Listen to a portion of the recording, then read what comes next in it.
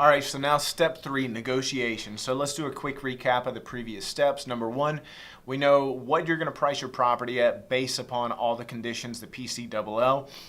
Secondly, we know a marketing strategy of how you're actively going to get your property in front of as many people as possible, as effectively and as low as possible commission-wise. So now number 3, let's pretend that we have effectively executed that. You've put it in front of the right people, and now you actually have an offer on your property. So where do you go from there? Well, the next step is negotiation. So take that same piece of paper that you've been working with before, and you're going to write down negotiations. So let's go ahead and fill that out. And then you're going to have 4 bullet points. Those 4 bullet points are essentially going to be your paperwork, your offers, your pre-approval, and your inspections. So number 1, paperwork. What paperwork do you use? What paperwork do you have to use? What things do you have to disclose?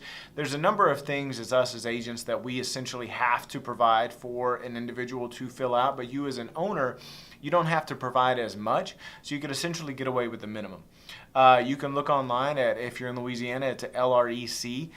You just type that into Google, it'll pull it up, and you can look up mandatory forms, and it will actually show you a buy-sell agreement of what real estate agents have to use. It's like a 9-page document that completely breaks down everything. It's even fillable that you can use, but essentially, in order to sell a property, all you really need is the legal address, the actual legal description of the property, any things that's going with or without, or that you're holding on to, as well as the specific sales price, any additional concessions, and any specific requests that are being made by the buyer or yourself.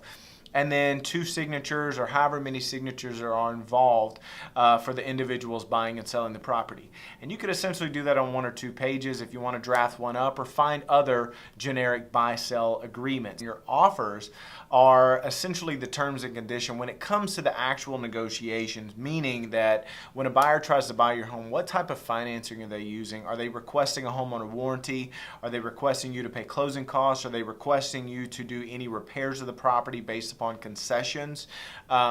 That's where it comes into your strategy, and I would recommend it's kind of like a 2 or 3 step process. Say for instance, if you're asking $200,000 for your home and you know that it's priced a little high, you have a little bit of wiggle room. Again, you're not paying a real estate agent commission. You have a set price that you need to walk away with.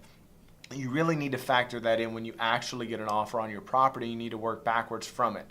You don't necessarily, if say for instance someone comes in and they offer you $190,000 with $5,000 in closing. If you're willing to pay that, don't necessarily go right away and accept it, simply because there's a lot of other things that go into play with that. Like, are they pre-approved? What's their timeline of when they're actually wanting to close on the home buy? Do they have any conditions, meaning that they have to sell another home before they can buy this one? Are they putting down an earnest money deposit?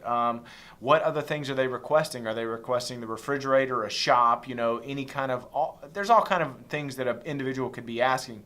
So just because someone offers you a dollar amount, that doesn't mean that everything else is actually good. So make sure that you read over the entire contract before you just look at that dollar amount, because those other things can add up to thousands of dollars that you can lose. So then it comes into, let's say for instance, if you like the dollar amount, but there's a lot of things that add up to like $5,000 extra dollars, then that's where your strategy comes into play of what you can counter with. Don't necessarily go right down to that 190 with 5,000 closing. If you feel that your property is priced correctly, meaning that it's high, but a lot of people are actually interested in it and you've actually received offers, then stay very firm with your price. Don't give your home up, especially if people are willing to buy it. So be more aggressive with it instead of just completely giving it away. Now, on the other hand, if your home has been sitting on the market 45, 60, 90 days and you have had 0 offers and someone makes you an offer that's relatively close to your asking price, you need to do as much as possible to really put that deal together. So meaning that you've wasted a lot of time sitting your home on the market. You probably priced it a little too high based upon the condition or location or other factors. So you need to actually be more accommodating. Your days on the market are racking up. People are going to sit there and think that something's wrong with your property, so they're going to just start lowballing you.